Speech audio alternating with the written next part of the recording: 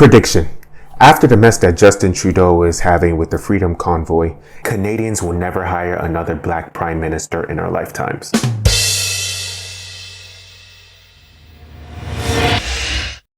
What's going on, y'all? You're now watching the greatest channel that has ever existed.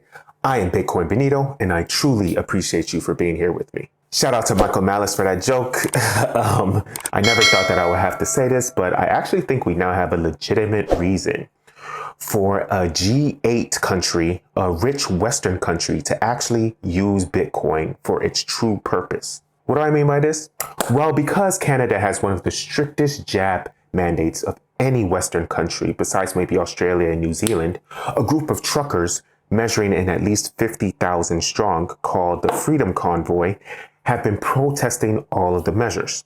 The most prominent one being that you must have a jab to travel across country lines from the United States and to the United States. They've been raising money recently through GoFundMe for the efforts, but this was quickly held hostage when GoFundMe decided to not release the funds, $9 million worth of funds, even though the protests have been a bunch of dancing and singing and it's been extremely peaceful. This is actually kind of weird. In fact, some of the protesters will clean up after themselves after they protested. So Canadian of them. While there are some reports here and there of one guy holding a Confederate flag, it's Canada. They don't even know what the Confederacy means. It's not even part of their history. Besides, he was rushed off and removed from the actual protest. Why did GoFundMe decide to not release all $9 million of the fund? In a statement released by them, the company said that the barring of donations to the Freedom Convoy 2022 was due to reports of violence and unlawful activity. Again, look at the video that I just showed you. Where's the violence? Where's the unlawful activity? Fine, whatever. The protest then moved on to another American donation company called 𝘕𝘰𝘯𝘵. When 𝘕𝘰𝘯𝘵 said that they would not hand over their money to the Canadian government then decided to take measures to a more draconian, more totalitarian level. What do I mean by this?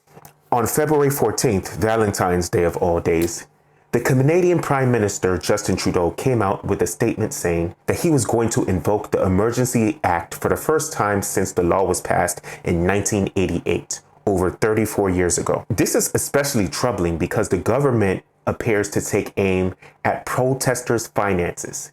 Speaking alongside Trudeau, the Deputy Prime Minister, Chrystia Freeland, said that banks can immediately freeze or suspend bank accounts without a court order and without fear of civil liability. In addition, the government is broadening its scope of Canadians' anti-money laundering and counter-terrorist financing rules to now cover crowdfunding platforms, which they already tried to stop twice, GoFundMe and 𝘕𝘰𝘯𝘵, and payment service providers that use them.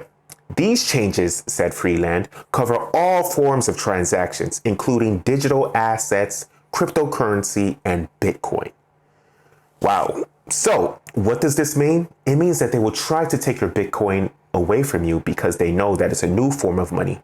And number two, they don't even know anything about Bitcoin, because if they did, they would know that Bitcoin is unconfiscatable and it is uncensorable. Is unconfiscatable a word? I don't really know, but you know what I mean. They cannot confiscate it from you.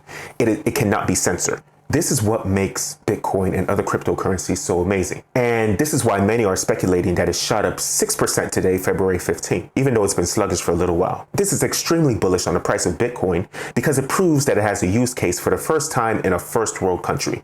You would think that this would only happen in other countries such as China, such as India, such as North Korea with their totalitarian measures. But the fact that this is happening in a rich democracy is kind of troubling, kind of scary, but at least, thank God, Bitcoin is alive and well. This is just going to make people want to get into Bitcoin more now, because if they're willing to try to confiscate your riches, confiscate your property, when you do a free, hippie, drum circle, peaceful protest with no violence, no destruction, no nothing.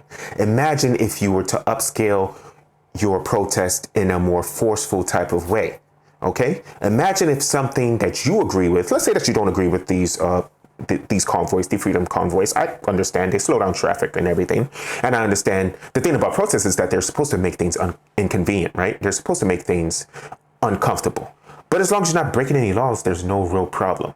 So imagine they do the same thing to you for something that you do agree with, and then they decide to freeze your funds because of those same reasons. How would that make you feel? So anyways, the fact that they cannot take your Bitcoin away from you makes this absolutely amazing. And I want you to tell your family members about this. And I'm telling you about this because I thank you. I love you. I appreciate you.